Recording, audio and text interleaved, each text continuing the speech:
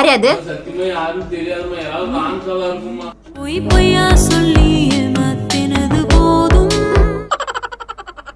நீ விலை பேசினாய், அட நீ சொல்லு, நீ மனசனா? சீர் எடுத்துட்டு வாமா.